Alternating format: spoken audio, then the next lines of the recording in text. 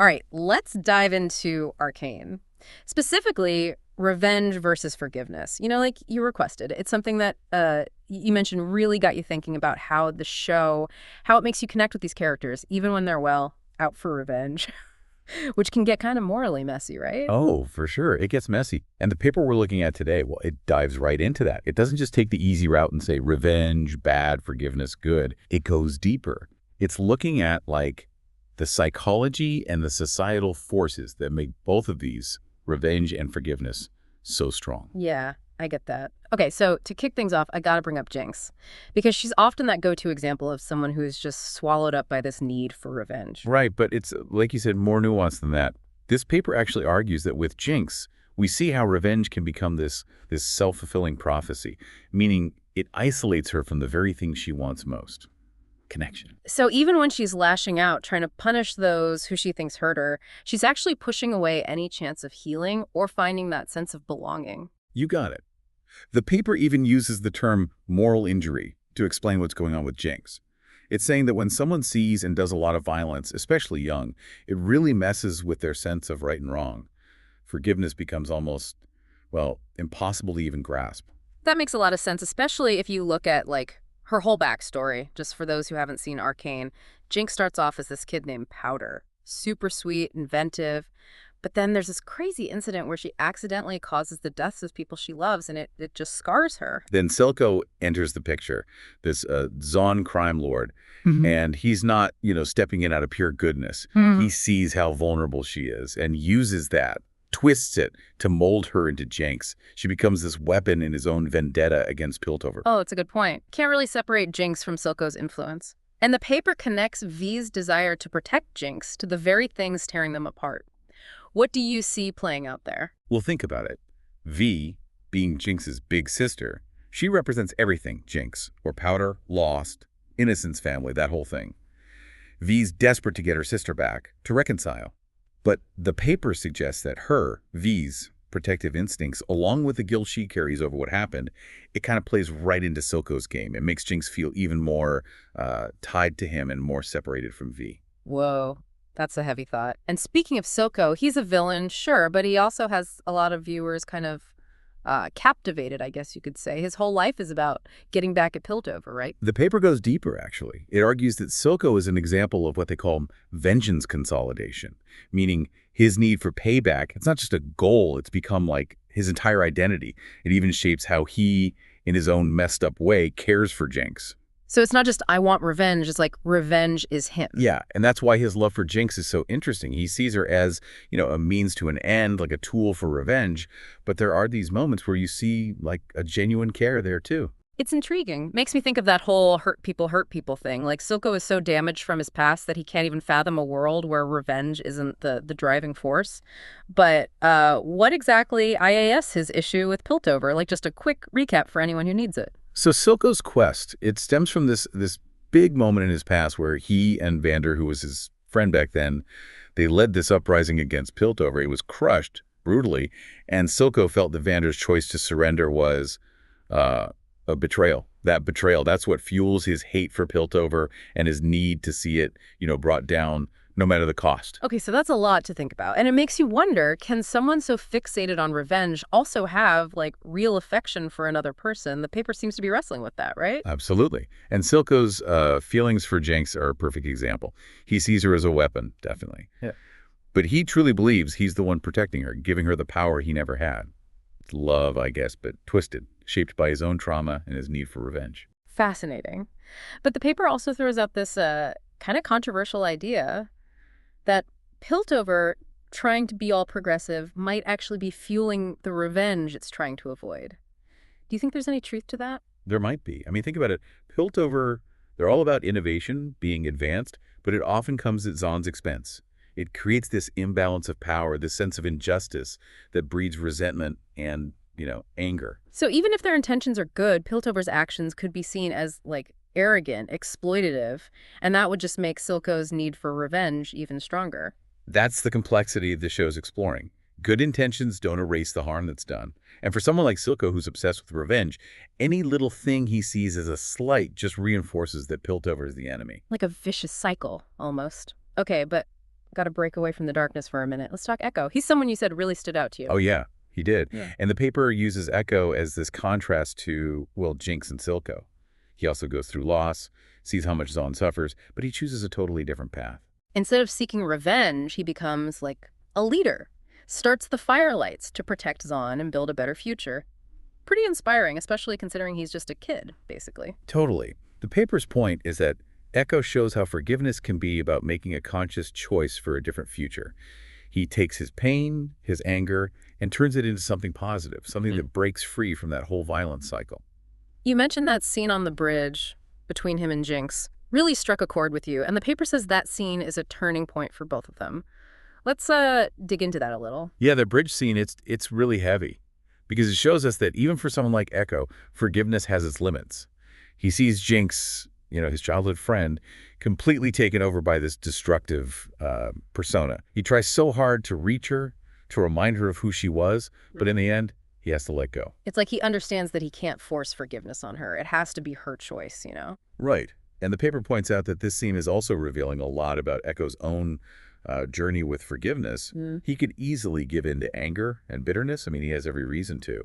But he makes a choice to channel all that energy into building something good. It says a lot about his resilience and wanting a better future for Zahn. Makes you wonder, does Arcane say that forgiveness is only an individual thing? Or does society play a role in it too?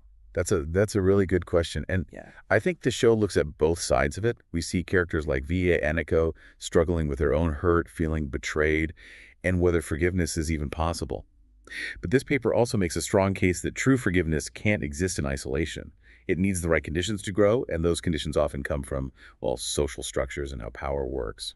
So you're saying that even if people want to forgive each other, if the root problems in society that cause the conflict in the first place, if those aren't addressed, then forgiveness, it's just temporary, maybe even impossible. That's what the paper suggests, yeah. It talks about structural forgiveness. It's the kind of change that needs to happen on a larger scale alongside those individual acts of forgiveness. Look at Piltover and Zahn, locked in this cycle of revenge, fueled by generations of inequality and exploitation. If you want to break that cycle, you need more than just a few people choosing to forgive each other. Makes you think about real-world conflicts, huh? Like where people forgiving each other is super important, but it can't completely heal the wounds of war or oppression unless those root causes are addressed. It's a powerful connection to make. And Arcane doesn't hold back from showing just how complicated these societal dynamics are. It shows how Piltover, in their pursuit of progress, often does it at the expense of Zahn. And that just breeds resentment and fuels the desire for revenge. The show doesn't let Piltover off easy, even if some of those characters mean well. Seems to be saying that good intentions, they just aren't enough. There needs to be real effort put into understanding the people who've been hurt, to acknowledge those past wrongs, and to build a society that's more just and fair. And that's where this idea of structural forgiveness is so key. It's about dismantling the systems that create and keep inequality going, creating a society where everyone has a chance to thrive and to heal. Which, let's be real, is a huge task. But the show makes it seem like maybe it's not impossible. It's about those individual choices for sure, but also about working together, changing the very structures that shape our world. And that's one of the things that makes Arcane so powerful. It's not just about individual revenge and forgiveness. It's a reflection on what shapes our societies, what we choose to do as individuals and as communities. And that possibility, that chance of building a world that's more just and compassionate. It's a pretty heavy message, but it's also, in a way, hopeful. It says that even with all the pain and injustice out there, there's still a chance for healing and coming together. But it takes more than just individual acts of revenge or forgiveness. It takes addressing those deeper systemic issues that are at the core of everything. And that's a message that I think a lot of viewers really connect with. It's a story for our time, speaks to the challenges we face as a society and that possibility of building a better future for everyone. We've been focused on these big ideas, but I want to circle back to something you mentioned earlier, Vi trying to save Jinx. The paper digs into this as a prime example of the struggle between love, loyalty, and, well, that pull of revenge. What are your thoughts on that? Well, the paper makes this really interesting observation about the kind of love Vi represents. It's fierce, protective, almost like a mother's love. She feels responsible for Jinx, for Powder, and she can't shake this belief that she can fix her sister, bring her back from the edge. But what's interesting is that this very love, this intense need to protect Jinx, it might actually be pushing her further away. That seems kind of, well, contradictory. How could wanting to protect her actually hurt Jinx? The paper argues that V believing so strongly that Jinx can be saved, that Powder is still in there somewhere, it creates this pressure on Jinx, like an expectation she can't meet. It makes her feel even like she doesn't belong, even more distant from the life V represents. It's like V's love, even though it's genuine and coming from the heart. It's also a constant reminder of everything Jinx has lost, right? Her innocence, her family, that sense of belonging. Exactly. And the paper goes on to suggest that this whole dynamic might be, without anyone realizing it, driving Jinx further into that spiral of revenge. She lashes out at V, at Piltover, at everyone because she feels so betrayed, so utterly alone. This is a tragic cycle, isn't it? V's love, meant to heal, might actually be making those wounds worse, those wounds that Jinx is trying to numb with revenge. It's a heartbreaking example of how complicated human relationships can be, especially when you add in trauma, loss, and that pull of revenge. And it speaks to how, even when we have the best intentions, our actions can have consequences we don't foresee, especially when we're dealing with such deep emotional scars. This deep dive, it's been quite a ride, hasn't it? We've talked about Jinx and Vi, their heartbreaking story, the way revenge plays out between societies, and that glimmer of hope that Echo brings to the table. And we've only just started to scratch the surface. We still have to explore some of those other characters and how they navigate these themes. Oh, you're right. We need to talk more about Jace and how his understanding of Piltover's role in all of this evolves. We haven't even gotten into Vander, who's so crucial to Silco's backstory. And there's still so much more in this paper to unpack. Yeah, it sounds like we have a lot more to talk about. Maybe we should pause here and continue this discussion in part 3. Welcome back to our deep dive into Arcane. We've explored so much already, from the pull of revenge to the possibility of forgiveness and those deep societal wounds that keep fueling these conflicts. We've seen characters like Jinx and Vi caught in this cycle of pain and longing, while Echo shows us another way, a glimmer of hope by choosing a different path. But we still have a few more pieces to look at, don't we? Oh, absolutely. We talked a bit about Jace before, but his whole arc really has me thinking. He starts out such an idealist, convinced that all of Piltover's progress is going to help everyone.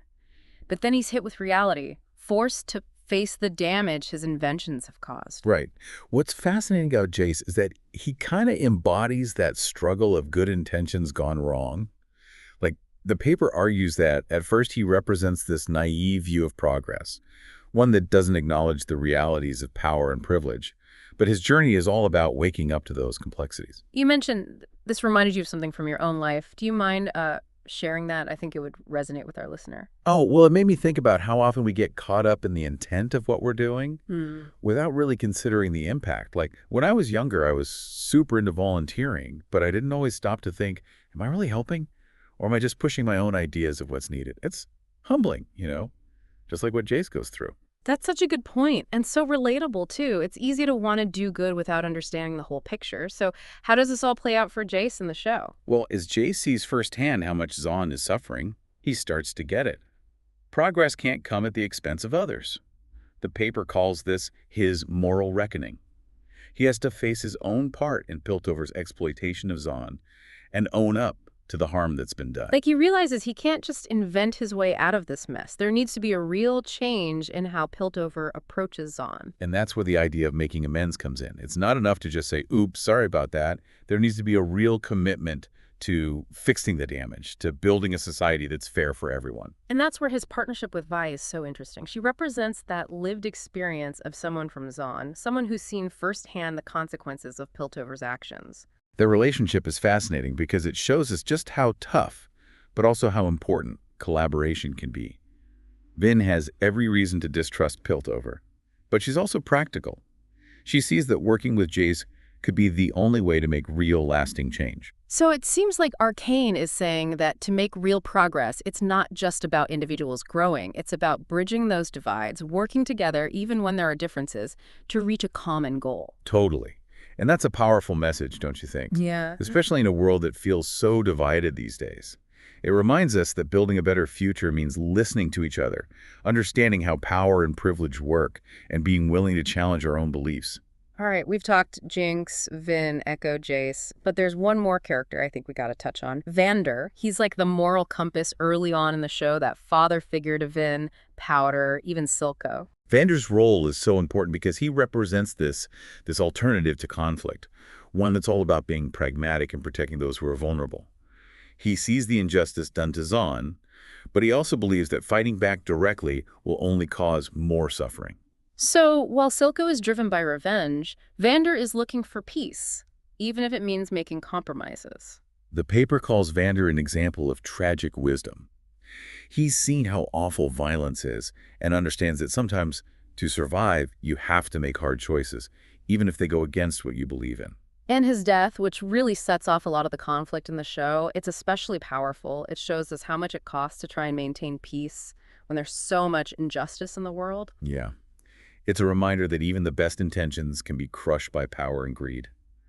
Vander's death changes everything, not just for the characters, but for the themes of the whole show. It sets in motion that cycle of revenge that consumes Silco and shapes Jinx's fate. Wow, this deep dive has really uncovered so much about Arcane. We've talked about these complex characters, what drives them, and how societal forces shape their choices. What stands out to you as the biggest takeaways? For me, it's how the show explores revenge and forgiveness. It doesn't give us simple answers. It shows how these ideas are tied up with trauma, with injustice, and with the messiness of human relationships. And it asks these hard-hitting questions, too. Can someone consumed by revenge still love? Is forgiveness even possible when there's so much oppression?